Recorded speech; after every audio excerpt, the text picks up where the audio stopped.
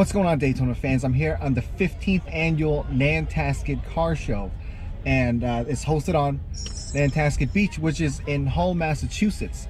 And this is a very special car show because there's a $20 admissions fee. That $20 admission fee is being donated to Cops for Kids with Cancer. So this is a foundation where these $20 for everybody that has to pay to get in is just going to be donated to help kids fight cancer, and that's a very, very awesome cause. Now, I think there's about 7,000 cars here at the very least. No, I'm just kidding. I don't know how many cars there are, but there are a ton of them. And you know what? Let's check out the footage right now.